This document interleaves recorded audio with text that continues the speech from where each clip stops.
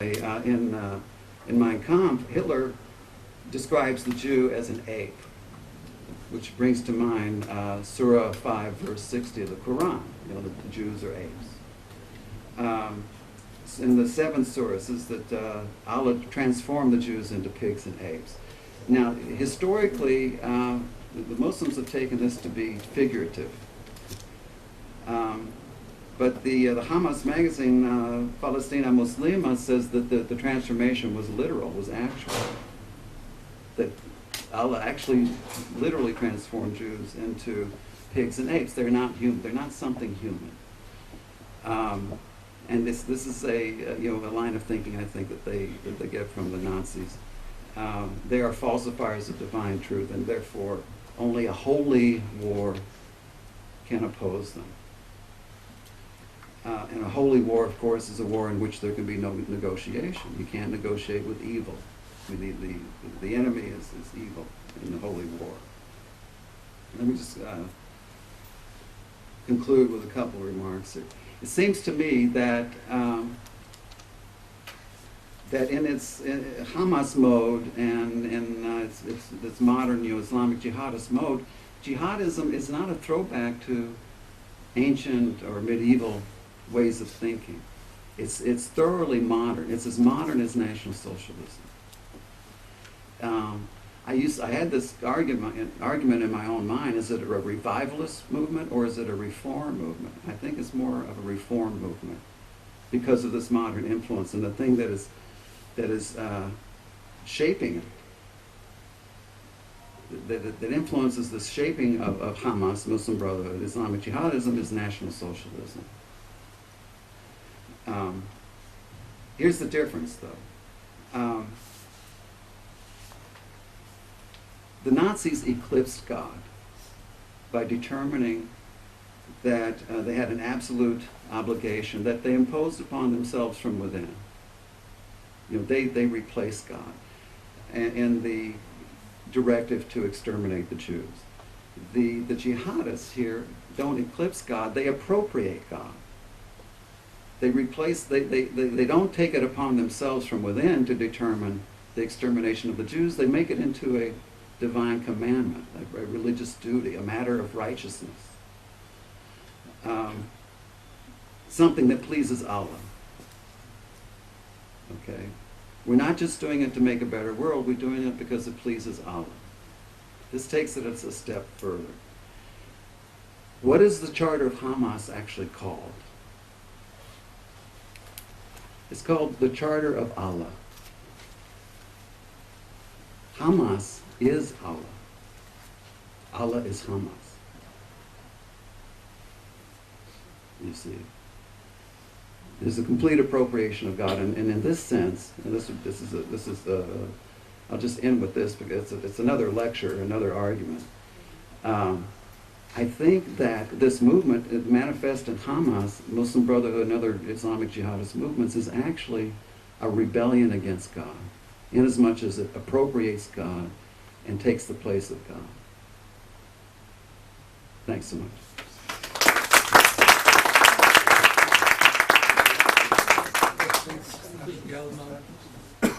Dr. Charlotte Friedman, Jeff Dauber. Sorry, your name? Dan Ehrlich.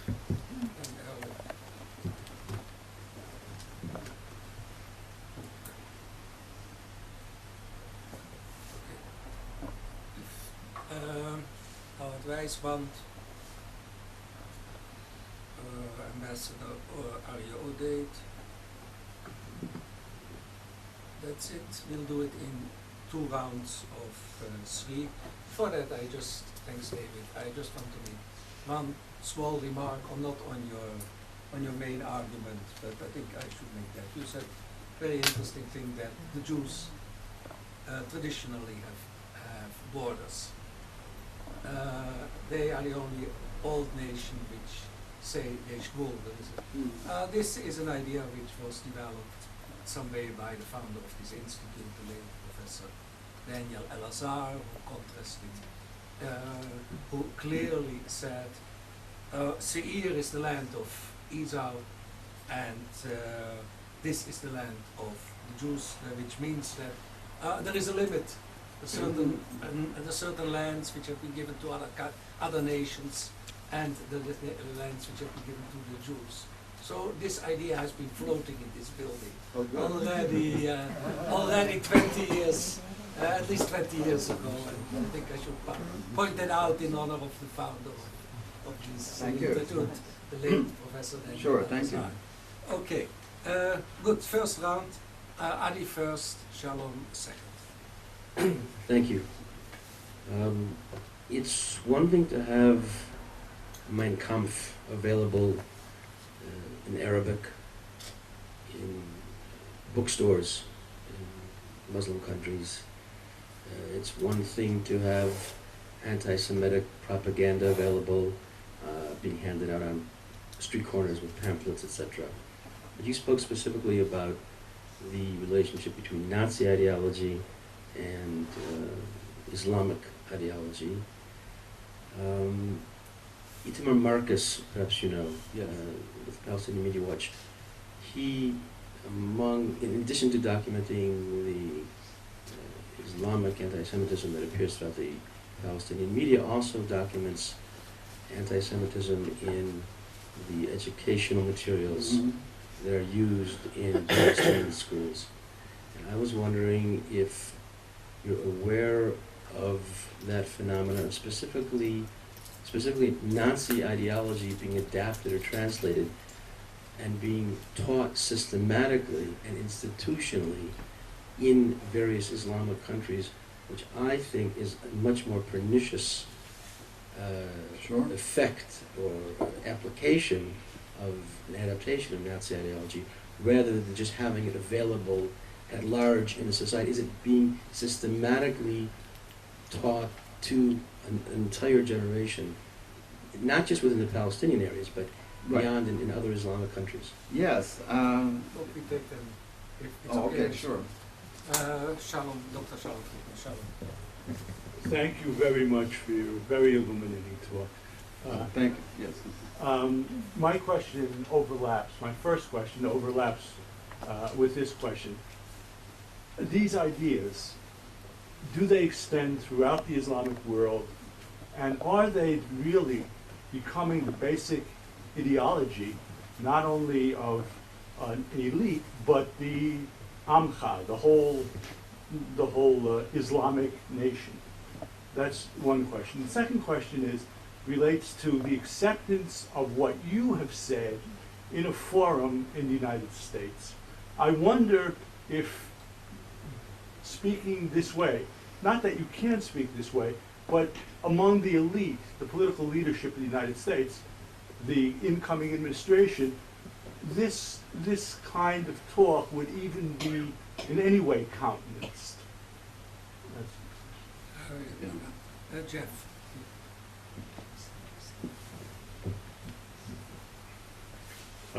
My question also overlaps the first question. In fact, my specialty back in the 1990s, going into the early 2000s, was Palestinian media and Palestinian education. I worked very, very closely with Itamar Marcus. And just to comment on the first question, in 2003 and 2005, Al-Hayat al-Jadida, which is the paper of the Palestinian Authority, commented on, spoke very, very laudably about the Nazi ideology, and commented that their children, and there are a number of children in the Palestinian Authority who have been named Hitler as first name, and also Adolf in Egypt, and also the Palestinian Authority. So that's just a brief comment.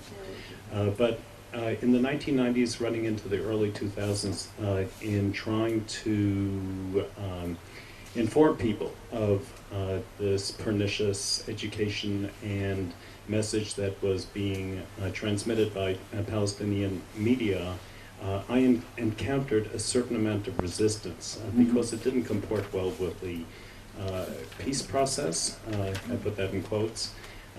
So I was wondering, first of all, whether you encounter any of that same kind of resistance. The reason why I ask is, for instance, if you take a look in Yad Vashem, you'll see that Hajj Amin al-Husseini is relegated to a very, very small corner on Nazism in Croatia. Yep. And also there was a recent book called Icon of Evil. I think it was published by Random House, and it was reviewed in the New York Times by Tommy Segev. Mhm. And he was very, very critical of it, even Mhm. though other people have praised it, because number one, he said it is a book of little scholarship, and he also said that it does not serve the purposes of the peace process. Right. So this book, in fact, was about radical Islam and Nazism. So I was wondering what your thoughts were on any resistance, if any. Okay now? Please, Thank you. count it to three. Thank you. These are all excellent questions and insightful comments and observations. And with regard to the school curricula throughout the Arab Muslim world, remember one of the first points I made regarding the struggle for the soul of the child. It is conscious, it is conscientious, it is systematic, and it's done with malice aforethought. It's very calculated. I'm familiar with Itamar Marcus and Barbara Crook, his colleague, and some of their work. They do point out not only the ways in which children are taught to hate, but the distinctively Nazi discourse that is part of that pedagogical approach. Some might say, well, all we have to do is change the curriculum, change the textbooks. But I think that's perhaps a naive approach, because it ignores the question of where does the curriculum come from? What do we want to teach our children? In any society, we teach our children what we think is are the most essential and important truths about the world, the defining truths about the world. In college, I'm on a gen ed committee. I have been on general ed committees. If those of you who have been professors on gen ed committees, you know that's where you have lots of arguments, because you ask, what must every student study? At least a little bit of. And so every student throughout the Islamic world must study at least a little bit of why we hate the Jews, why they must be exterminated. And it is, going to the second question, it is becoming a feature of not just jihadist ideology, but of Islamic Muslim consciousness. I mean, it has this shockwave effect. There's a Kabbalistic teaching that says our every thought, word, and deed creates an angel. And the angels we create, for good or ill, go into the world and do their work. Well, jihadism has created lots of angels that are out in the world having their impact on the thinking of people who probably don't want to have anything to do with the jihadist organization. But yes, of course the Jews did 9/11. Of course they lie about the Holocaust. And of course they're behind the tsunami. Right? It's a fact. And I mean, people who aren't, signing up to be martyrs, suicide bombing. So it becomes part of a cultural consciousness throughout the world. Now, as far as the resistance to standing here in the morning, it's easy for me to stand here and speak to this group about such things, but I've been invited on a few occasions already to talk about why is it those Israelis don't just make peace. And someone who spent 2 weeks in Israel is suddenly an expert, right? And I'm talking about academics, professors, who in other situations probably think analytically and critically of whatever they're examining. But they ask this question sometimes in ignorance, certainly without ever having examined the Hamas charter, without ever having studied the history of the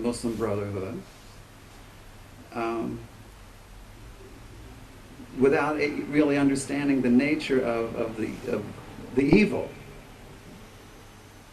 that the Jews and I think the rest of humanity are dealing with. You know, as Elie Wiesel once said, what happens to humanity happens to the Jews first. I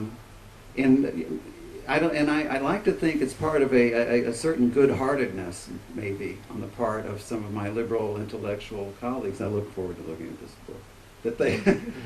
That they can't believe that someone would really want to exterminate a people or kill Jews. It can't really be about that, because no one is really that bad. It's got to be something else. But in studying the Holocaust for a long time, I've myself clung to this idea that there's got to be some good in every person, but when you start studying Nazis and jihadists, you begin to wonder whether there isn't such a thing as an evil person, at least the way that person is driven in this world. There's a lot of resistance to it. It goes counter to the peace process, which is, until we started recognizing who and what we're trying to make peace with, the peace process is a complete sham.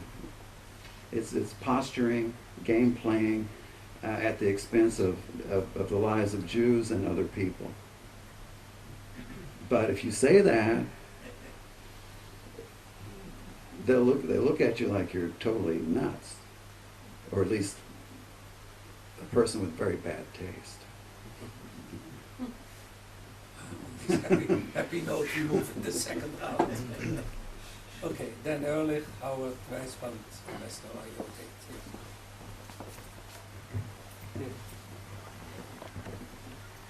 You spoke about the irredeemable nature of the Jew in Nazi ideology, and of course that's very clear.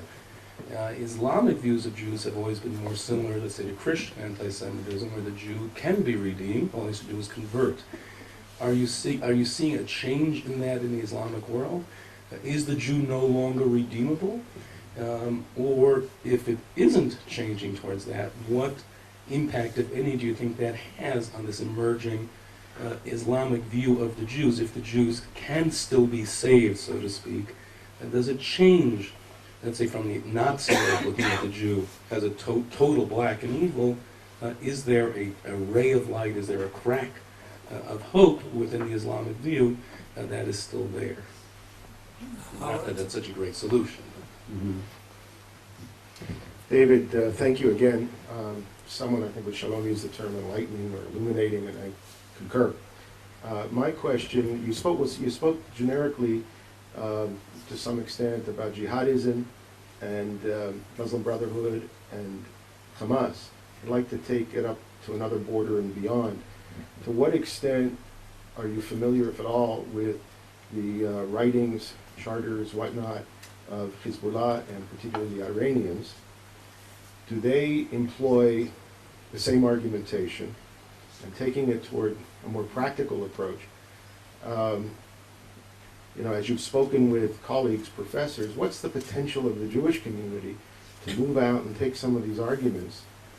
And some of us heard Erwin Kotler speak last night, brilliant as he always is, as you were this morning, in terms of how to handle the Iranian situation, looking at the Chiddush that he brought together, so to speak, was how, to bring together the argument around genocide with the anti-nuclear armament argument.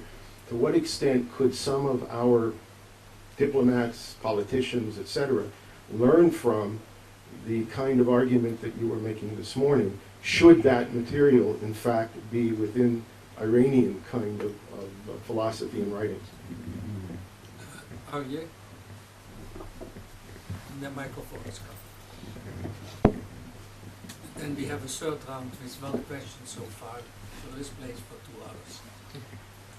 From our experience in Africa, where there are 300 million Muslims, I noticed that the main influence of radical Islam is coming through Wahhabism, through the Rabitat al-Alam al-Islami. And I think this is also, for example, Al-Qaeda doctrine is influenced by Ibn Taymiyyah and also by the Wahhabiyya, like Hassan al-Banna and Sayyid Qutb and Maududi and the others.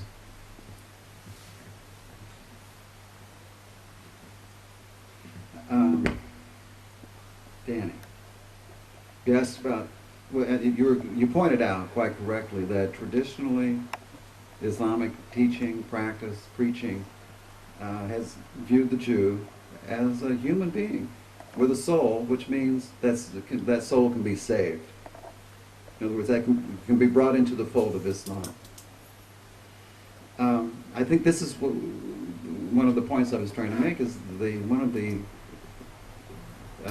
distinctively Nazi and modern influences on the modern manifestation, perversion of jihadism is to determine that the Jew by nature, by essence, is evil and therefore beyond the fold of redemption. And you get this discourse very explicitly from Sayyid Qutb and among the Hamas leaders as well. There's no missionary effort to be made with regard to the Jews. Now, yes, is there any light? And I am involved in 2 book projects as a contributor to volumes that undertake what's being called now a trialogue, Christians, Jews, and Muslims. I was on a panel at the U.S. Holocaust Memorial Museum with, they had 2 Jews, 2 Christians, and 2 Muslims, discussing, in the Holocaust Memorial Museum, also where Haj Amin al-Husseini is treated with kid gloves, I might mention, a museum in which there was at the time, a temporary exhibit on Sudan with the word Muslim appearing nowhere in that exhibit.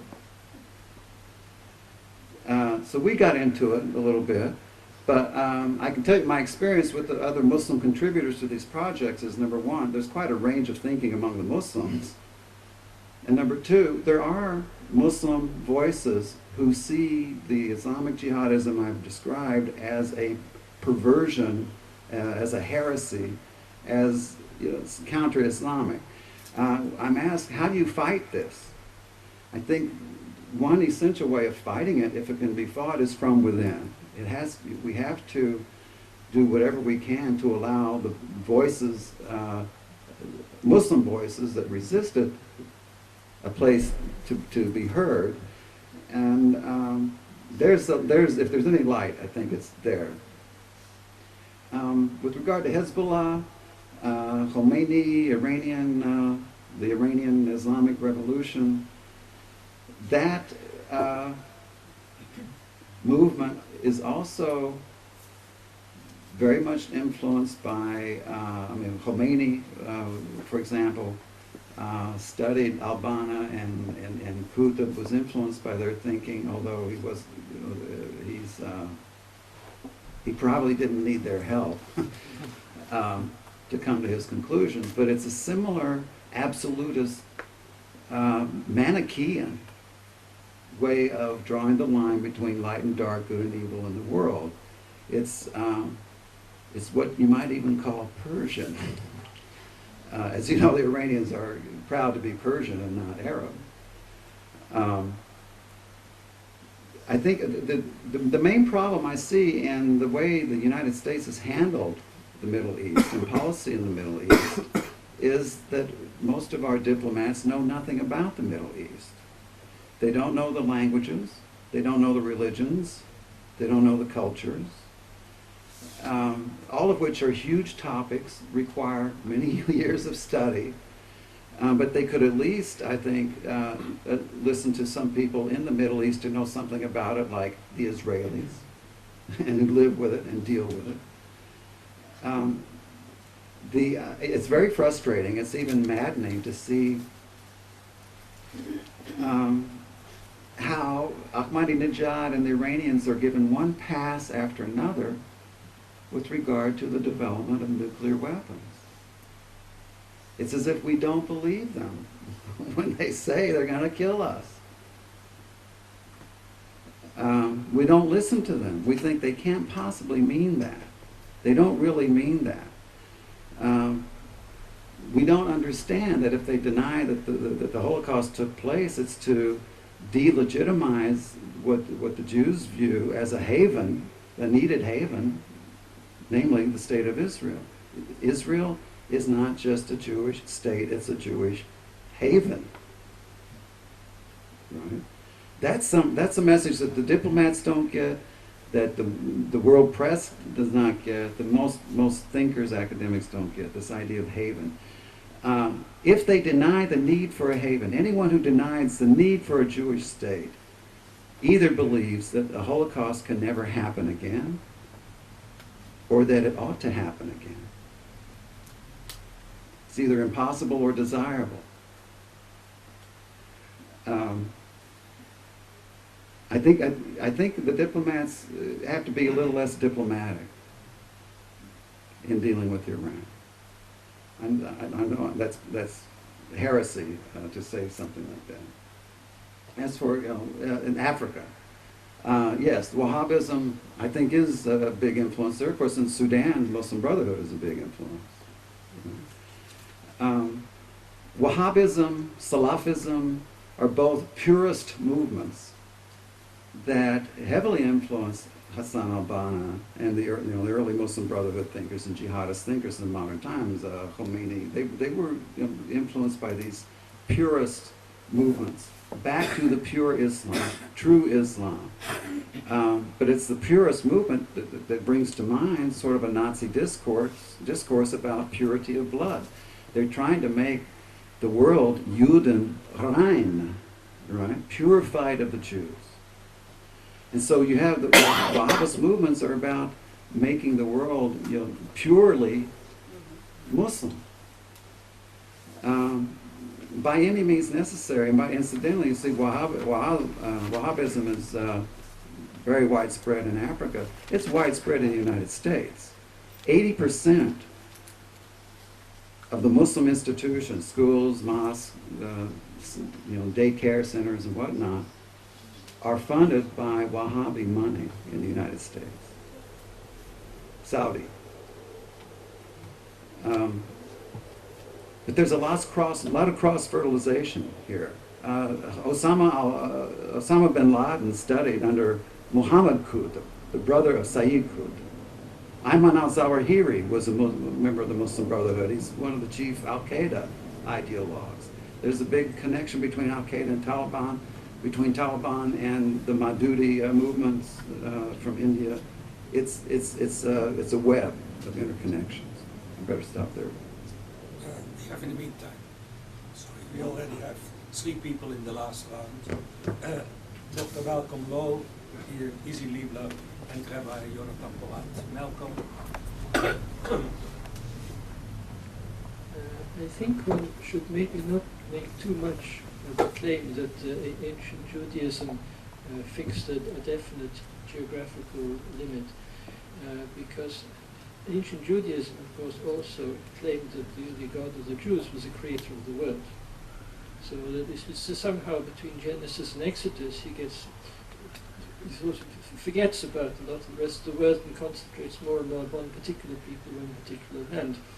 However, if one looks at the ancient world in general, there was a very widespread concept that any particular religion had its geographical boundaries. That is, the Egyptian religion had its geographical boundaries, the Persian religion,